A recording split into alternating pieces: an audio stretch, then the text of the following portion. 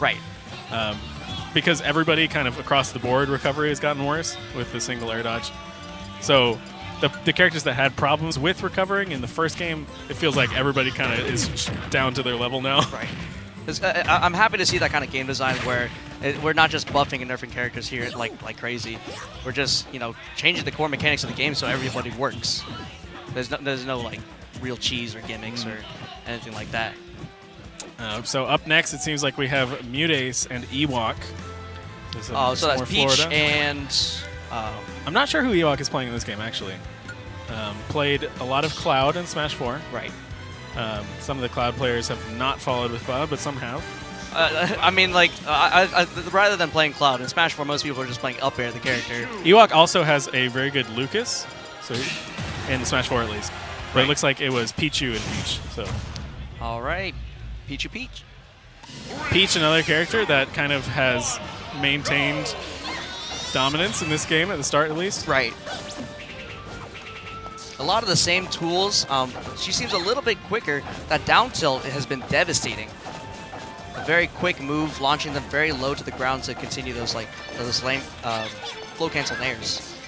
Yeah, definitely a character where the mechanics of the game, the game changes have benefited Peach a lot.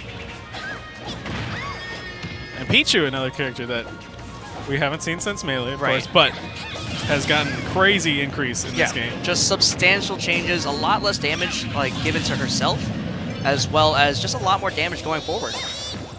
It feels like the self-damage doesn't matter as much anymore. Right. We see Pichu's routinely living until crazy 160, 170%. Despite being the lightest character in the game, just because it's so hard to find hits on this character. It's very such quick, a small frame that you struggle to find hitboxes that are going to reach. Some characters have like very few aerials that even touch the ground, or at least quick ones. Yeah. So a lot of times I feel like the self-damage actually just leads into a Pichu with full rage. Just earlier kills. Yeah. And a Pichu with full rage is pretty scary with that newfound forward tilt. Forward tilt, very strong. Forward smash, very strong. Forward air. You know, Pichu has crazy power. And that trade-off is just being a glass cannon that effectively kills itself. So here we go in game one. Final destination, the first pick. Easy confirms down air into the double jump fair. Really early on, Mutace, you see he's controlling space. He's staying mid, doesn't let Ewok try to get him, but finally Ewok finds the opening. Yeah, Pichu is definitely one of those characters you want to weave in and out with. Not a lot of pressure, close range at zero range, but rather in the mid range. It seems like Mutace was doing a pretty good job of staying. Peach is a character that likes to stay not grounded, right? You always floating, you're always jumping. Right. So it can cut down on some of the ground approaches from your opponents. So we'll see Ewok. Let's see if he can land the aerials that he needs to and try to catch all the jumps from Mutace. Wow. There it is. So that Nair is going to be safe on shield and baiting out like maybe a shield grab or like a Nair out of shield and getting him with that forward tilt. Wow. Trying to get him with the tech situation. We're talking about the strength of Pichu. That forward tilt is crazy good. And I also want to talk about the, what was it, Spark? Peach's neutral B. That's very strong. Does 12% if it's not like grounded, and leads into a full knockdown so that you can. Okay, we're just catching with the back here, but we want to like force a tech or find that they don't tech and get a forward smash or a forward tilt off it, getting like some pretty easy confirms. Yeah, a character that can force those tech options and then actually find conversions off of it is going to be a good character. That's just how it works. And even if you get hit, whether you get hit by it or shield it, you're most likely going to catch a grab if they can chase you down. Pace is kind of slowed down a little bit here in Mutace. Keeping the space, keeping the distance. Trying to catch the approaches from Ewok, but Ewok is actually doing a very good job of being safe with his approaches, it seems like. Definitely not committing too much. That's a very interesting Skull Bash play. Using the invincibility from the regular getup to avoid that up smash altogether. Very well timed.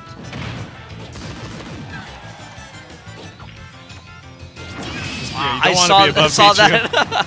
But at least DIing at the last second to not catch that final hit. Very good from Mutes, catching the roll. That is Peach's strength. You saw he could react so easily to whatever option from the ledge that Ewok chose. The float is a very good tool for Peach. I'm liking Ewok's choice as well to use Nair and up air in the neutral so that, you know, you're whiffing moves, but you're not losing any lead by doing so.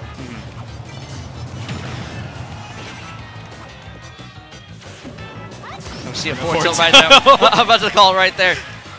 Interestingly enough, beat out the Peach Bomb entirely, not even a trade. You saw Ewok sneaking around on stage, crawling. What? For the forward tilt. That was a neutral air dodge. I got a little scared there. I think it's a little bit harder for Ewok to get these falling bears to combo into the up tilt on the ground because Peach is a lighter character, so it's more likely that she's going to go upwards. He's so evasive in the air. You see how he uses these floats to just place himself in a spot where it's hard for Ewok to hit him. That's really misleading too. That floats. Wow. Get him on the regular get up. But using a lot of the flow cancel bears to kind of use to create an illusion of space where Mutes seems to be in one spot, but is actually just about another character length away. Yep. Really baiting Ewok in and then punishing very hard for it. And like we said, we saw that at the end there, Pichu is the lightest character in the game, 62 weight. So dying at 94% to a forward air at the ledge, that's not unusual. Gonna happen. So good for Mutes finding the final confirm. That was really the earliest stock. We saw Pichu living until the high mid hundreds, the other two stocks. So finding those early kills is going to be what changes the game, I think, for both sides, right? Right. So Mutes kind of like use that ledge as a tool to kind of force a very predictable or easily to react situation where he can get that forward air. Because otherwise it'd be very difficult to connect that, even with like at kill percents a down air into forward air. So Ewok's pick here, Town and City again for the second game. About the same width as Final Destination, but now I have some platforms in there. And I believe that Town and City also has like a slightly lower ceiling. In this game, I'm not sure. Definitely in Smash 4 it had the lower ceiling, but I couldn't say for sure.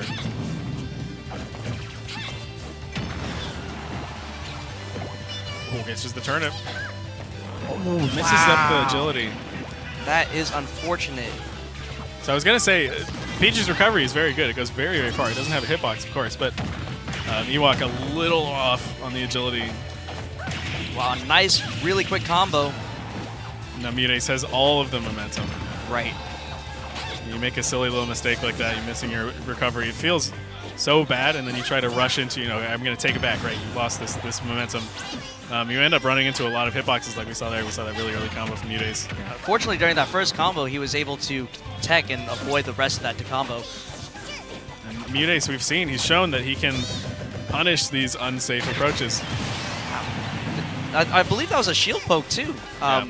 Pichu's ears kind of exposed outside of the shield and catching the forward air. This is not looking good for Ewok. He has to change something up very fast. It might be just a little bit too late right now.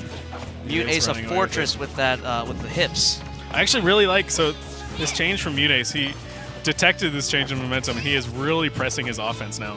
Right. Despite he was being kind of defensive, evasive the first game, and then the switch up in playstyle right now has gone so well for him.